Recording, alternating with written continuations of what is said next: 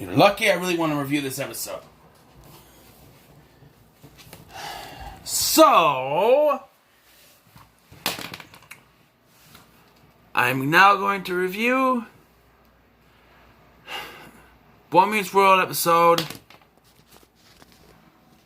entitled And Then There Was Shawn. It's a horror-themed episode which I like to watch around Halloween time. I'm not sure if it was aired on Halloween time. I have to look at it, but it's basically a stab at Scream, and I don't know what she did last summer.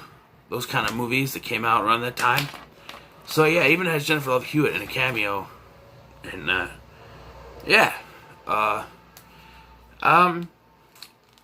only thing you need to know going into this is that Corey, the main character of the show, and Topanga were dating, and Corey had a little bit of a fling with a girl named Lauren in a mountain cabin at a ski lodge, where she kissed him, and she wrote him a letter, but didn't tell Topanga about the letter, and Topanga broke up with him. And this comes after that. And they're in the classroom, there's arguments, Mr. Feeney has enough, that's the teacher, and he puts them all in detention. And it starts with Kenny asking for a pencil, and there's a big freak out, and then it ends up with Shawn, Corey, Topanga, Kenny, and Angela all in. Why didn't Angela get put into detention? I just thought of that. Why was Angela put in detention? I can see Corey, Shawn, Topanga, and Kenny because they were involved in the argument. But Angela? That's a good point. I don't know how I didn't realize that. Why was Angela put in detention? If not just to add another character to the... Because he says you put everyone gets detention, but it's only those 5 characters. Corey, Shawn, Topanga, Kenny, and her that get detention. I don't know. But, yeah. Anyway. So, Mr. Feeney leaves the room because he says he doesn't have to stay there. He's not in detention. And, weird things started to happen. Like blood on the chalkboard, spelling out something I still don't remember. And, they start... Shawn is like a horror expert all of a sudden. And he says that, blood on the chalkboard, the locked door. And Kenny's the first victim. And Kenny's like, me? Why me? So it's not be any of us, because they're all main characters, And,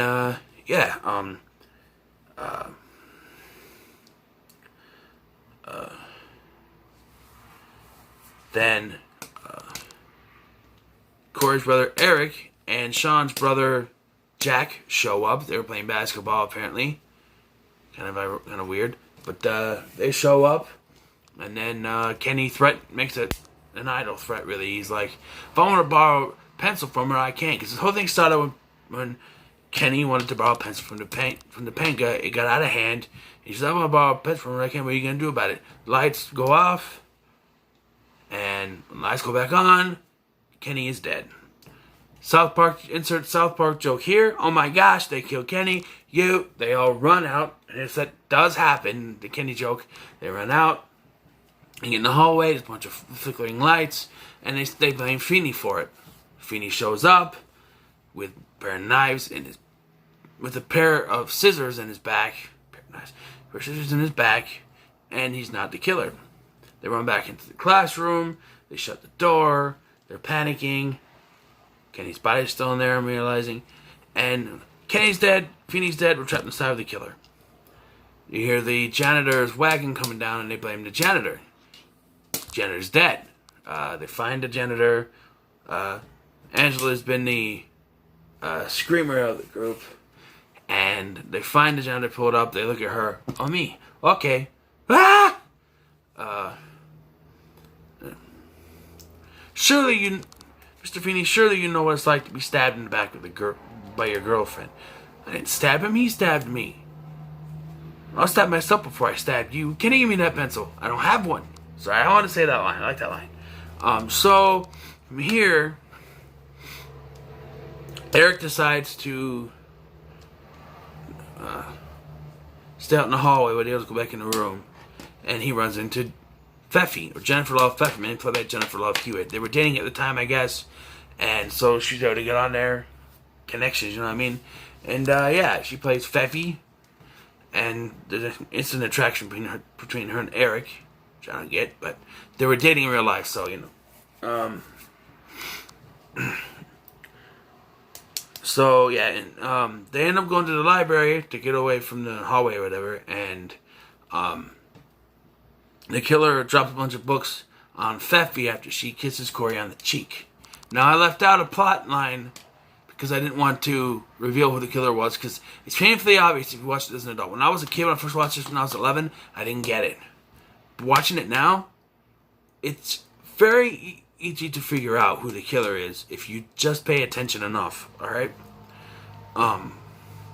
So, a bunch of books are dropped on Feffy, and Eric comes in. Feffy, I'll save you. And she's like, Eric, I saw who the killer was before it fell. The killer is... And then more books fall on Eric. And I thought about this. It kills them both, by the way. She saw who the killer was, but the killer's wearing a mask. So would she just say the killer was a guy in a mask? I don't know. But let me get one of the funny parts. Another funny part. Jack comes in. Eric, Feffy. Eric, he was my friend, my roommate. I didn't really know her. But he paid half the rent. I can't afford to live in my apartment anymore. If I can't afford to live in my apartment anymore, then I don't want to live.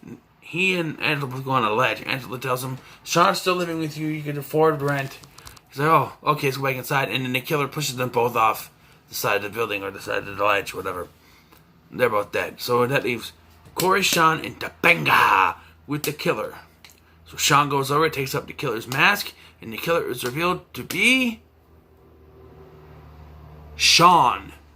Dun, dun, dun! Wait, what? That's right. What I left out was the fact that the reason this whole argument happened, they had to end up in detention, is because Shawn was so mad, so upset at the fact that Corey and Topanga aren't together anymore, that he caused the disturbance and ended up them both being in detention, basically. And them all being in detention. Except for Angela, I don't know why she was even in there, but I don't know. But, yeah. And he wants them to get back together, and that's the whole point. He puts their hands together, this other Shawn puts their hands together and says, he doesn't say anything, he just nods. And then, you're kind of thinking, well, how are there two Shawns? Because it was a dream. It was Shawn's dream. He was dreaming. He apologizes for getting everyone put in detention, and they're like, it wasn't your fault. What was the fault? They got detention. You can get detention, but it wasn't his fault that everything with Corey and Topanga happened. Mr. Finney lets them go. There is they leave the room, and then the masked figure shows up and goes out the door too. I'm like, I was being confused on what was going on there, but and then the end credits play over another dream that Feeney is having, where everyone's a perfect student. Yes, sir, Mr. Feeney, sir. And then he wakes up, and they're all like throwing stuff everywhere and making a mess. How he fell asleep during class, I don't know, but he tightens his grip on the scissors, and the episode ends. It's a very good episode, my favorite episode of the show, actually. So yeah, like I said, TV episodes I don't give a grade or a number, but I would give, if I did, it'd be a 10. Seriously, but it's not officially a 10 because I don't give episodes a rating. So yeah, go watch this episode. I have the DVD, but you might find it on YouTube. Might not be the best quality, but who knows? I want to do more Halloween related TV episodes. I need to finish Erie, Indiana. I know that's for sure. But yeah, remember to like, share, and subscribe. And as always, love, peace, and chicken grease.